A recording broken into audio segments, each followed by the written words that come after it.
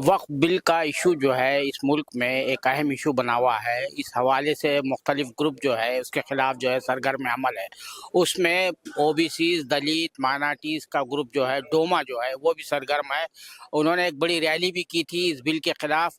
उसके सदर इसके सदर जनाब उदित राज साहब हैं, जो साबिक मेंबर पार्लियामेंट भी है और इनकम टैक्स कमिश्नर रह चुके हैं।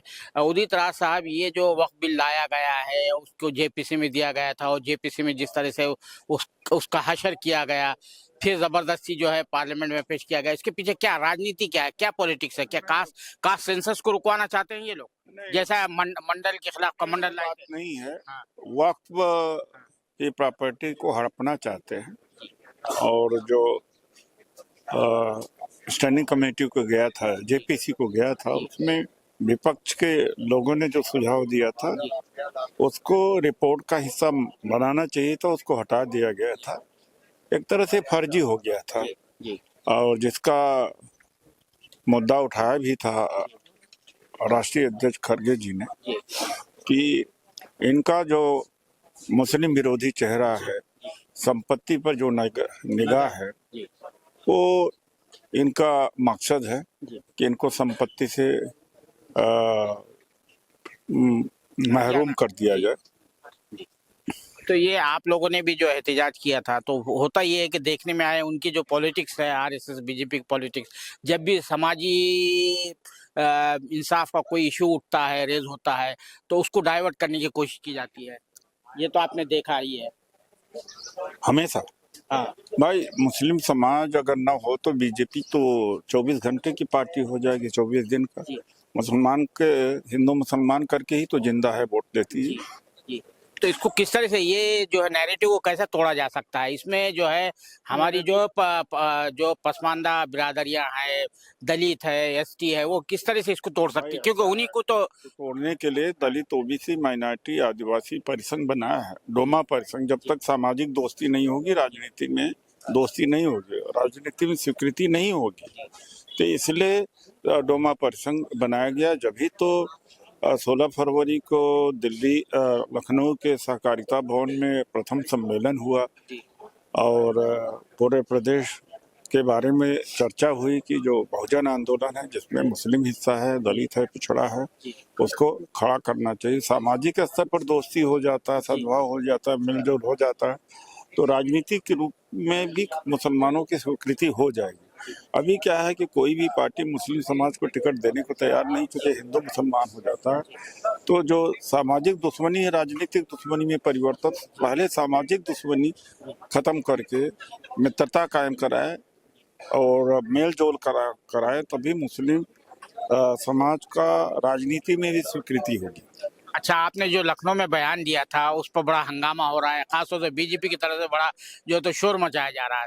क्या आपने कोई ऐसी बात कही थी जो वाकई? नहीं कहा था। हाँ। मैंने कहा था कि मायावती जी ने बहुजन आंदोलन का गला घोटा है, अब मायावती का गला घोटा जाना चाहिए। एक मुहावरा था कि ये जो राजनीतिक सौदेबाजी कर रहे हैं, इसको पहचाने लोग और इनसे हट जाएं।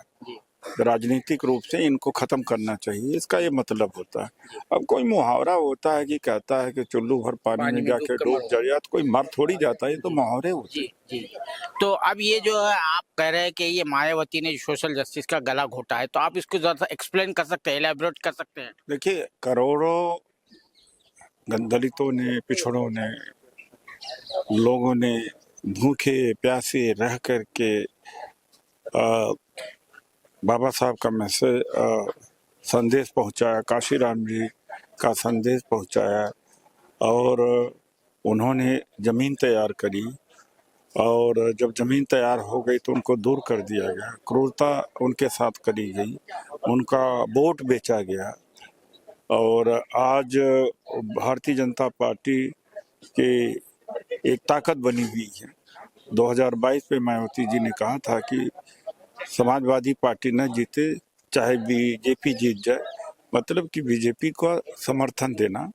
और तो मेरा सुझाव है कि बीजेपी करण जब इसका हो ही गया तो बीजेपी में चली जाए, ये मेरा कहने का मतलब। तो आखिरी सवाल मेरी बात यही है कि फिर ये जो है आप जो है मायावती के बारे में जो कह रहे हैं, तो क्या वजह क्या है? क्या उनको कोई डर खौफ लगा हुआ है मायावती को, जो इस तरह से जो है तो लाइन ले रही है? हमसे कई सालों से डरती है। हाँ और मैं पूर्व के 10-12 साल के बाद में उत्तर प्रदेश में अपनी गतिविधि तेज की है, जी जिसके वजह से वो डर गई। जी और वरना ये नोटिस लेने वाली बात ही नहीं थी। मैंने कुछ कहा ही नहीं। एक तो भाषा होती है, एक मुहावरा होती है, वही मैंने कहा। और ये अभी मैंने उस समय कह दिया था कि महाभारत काल में भाले और तलवार चलते थे, अब वो जमाना नहीं रह गया। लेकिन बात का बतंगड़ बनाना, अपने अस्तित्व को बरकरार रखने के लिए मुझे निशाना बना रहे। निशाना तो बनाना चाहिए था अमित शाह को। जब 18 दिसंबर को अमित शाह ने बाबा साहब का अपमान किया तो 6 दिन तो लगा इनको प्रतिशोध करने का। ये थे डॉक्टर उतीज राज, जो कंट्रोवर्सी खड़ी हुई है उस हवाले से बता रहे थे, और वक्त बिल के खिलाफ भी इन्होंने एक मोर्चा खोला है। और उनका बीजेपी के बारे में जब ये पूछा गया है कि बीजेपी क्यों मुखालिफत कर रही है वक्फ की, जो उनका ये कहना था कि वो उसकी नज़रें जो है वक्फ जायदाद पर है, और ख़ास तौर से जो पॉलिटिक्स आजकल हो रही है उसके हवाले से उन्होंने ये बात कही कि बीजेपी हिंदू मुसलमान करके ही जिंदा है, ये वरना ये हिंदू मुसलमान करना बंद कर दे तो ये 24 घंटे में ख़त्म हो जाएगी। इस पर से मुझे एक लतीफ़ा याद आया। लतीफ़ा क्या है? वो एक हकीकत है। वो अटल बिहारी वाजपेयी साहब से किसी एक सहाफ़ी ने, एक जर्नलिस्ट ने, सीनियर जर्नलिस्ट ने अज़राए मजाक पूछा था कि वाजपेयी साहब अगर इस मुल्क में मुसलमान नहीं होंगे तो बीजेपी का क्या हशर होगा? तो उन्होंने मुस्कुराकर जो है, बड़े उनका जो मखसूस अंदाज होता था, ये कहा था कि हम मुसलमानों को इम्पोर्ट करेंगे। तो इससे आप अंदाज़ा लगा सकते हैं कि बीजेपी के वजूद के लिए मुसलमान कितने ज़रूरी है। और उसी की तरफ जो है उदित राज इशारा कर रहे थे। वो जिसके टिकट पर जो है इलेक्शन लड़े थे और कामयाब हुए थे नई दिल्ली के एक सीट से। कैमरामैन जीशान राय के साथ मैं अब्दुल बारी मसूद, नई दिल्ली।